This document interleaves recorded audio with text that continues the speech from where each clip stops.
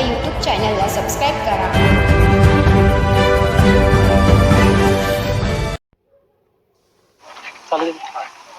नमस्ते दादासाहेब. सर्वप्रथम स्वराज्यमध्ये आपलं सरचे स्वागत आहे.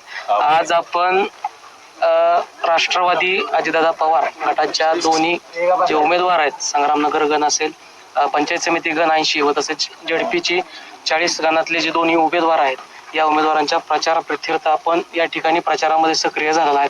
काय सांगाल आपल्या उमेदवारांप्रती?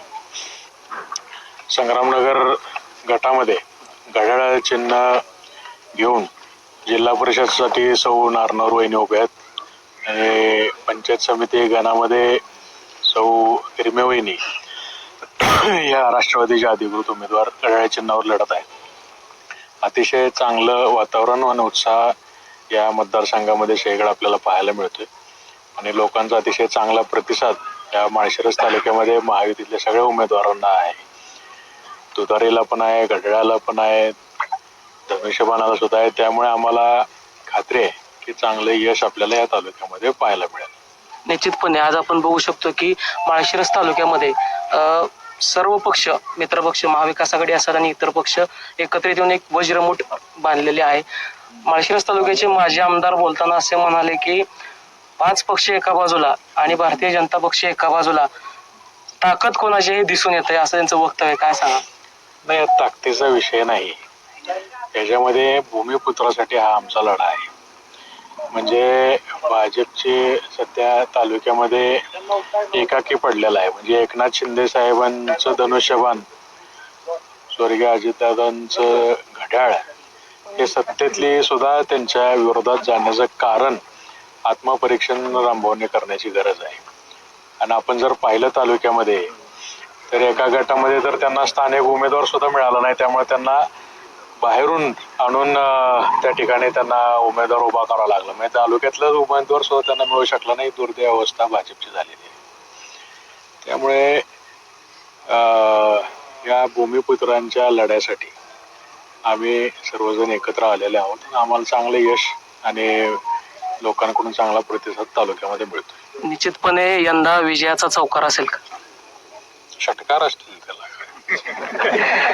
दादासाहेब, आपण बघताय की राज्यामध्ये दोन्ही राष्ट्रवादी एकत्र येण्याच्या चर्चा चालू असतानाच माळशिरस तालुक्यामध्ये दोन्ही मोहिते पाटील गट एकत्र आलेत, तर त्यापूर्वीच काय सांगा? नाही, यात विषय असा आहे की आमचे नेते आदरणीय अजितदादा यांचा दुर्दैवी मृत्यू होण्याच्या आधी तुतारी आणि घड्याळ या जिल्हा परिषद निवडणुकांमध्ये एकत्र लढणार ही भूमिका त्या ठिकाणी घेतली गेली होती.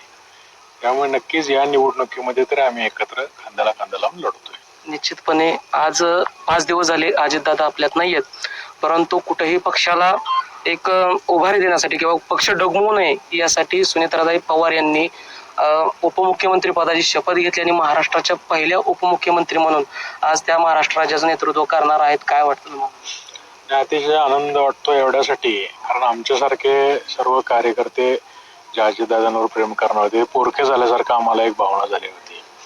आणि आमच्या आग्रहाखातर दुःखाचा मोठा डोंगर असताना सुद्धा सर्व कार्यकर्ते महाराष्ट्रातून ज्यांनी आग्रह केल्यामुळं आदरणीय श्रीमती सुनेत्राताई वहिनी साहेबांनी कार्यकर्त्यांचं पोरकेपण कुठंतरी त्यांना आधार मिळावा म्हणून त्यांनी आमच्या सगळ्यांसाठी हा निर्णय घेतलाय. त्याबद्दल खरं म्हणजे मनापासून त्यांचं आभार मानावं तेवढं थोडं आहे. कारण महाराष्ट्रामध्ये दादा अचानक गेल्यामुळे कार्यकर्त्यांच्या डोक्यावरचं एक पितृछाया कुठं हरपली होती अशी भावना त्या ठिकाणी झाली होती. आणि मग आता पुढं काय हा एक प्रश्न चिन्ह निर्माण झाला होता.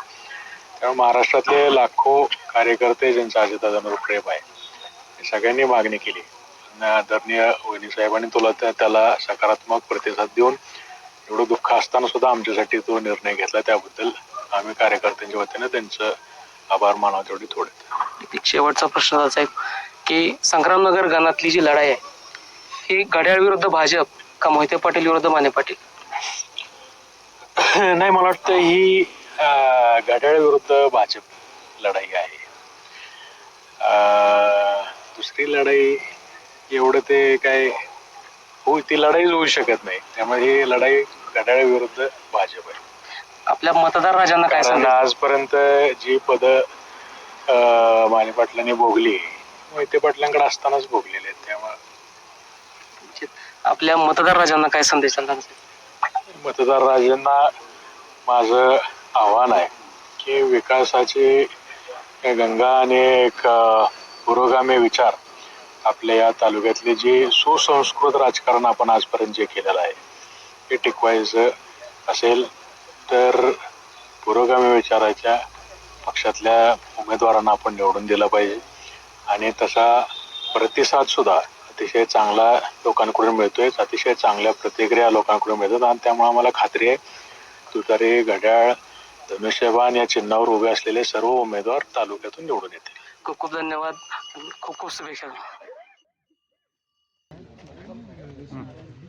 तर आपण बघू शकता की माळशिरस तालुक्यामध्ये 18 पंचायत समितीच्या व तसेच 9 जिल्हा परिषद गटासाठीच्या निवडणूक लागलेल्या आहेत 2026च्या. याच्यामध्ये घड्याळाचे उमेदवार असलेले संग्रामनगर गणातील झडपीचे उमेदवार व तसेच संग्रामनगर गणातील पंचायत समितीचे उमेदवार या दोन्ही उमेदवारांच्या प्रचाराप्रित्यर्थ आदरणीय धवलसिंह मोहिते पाटील या ठिकाणी प्रचारामध्ये सक्रिय झाल्याचं आपल्याला या ठिकाणी दिसून येत आहे.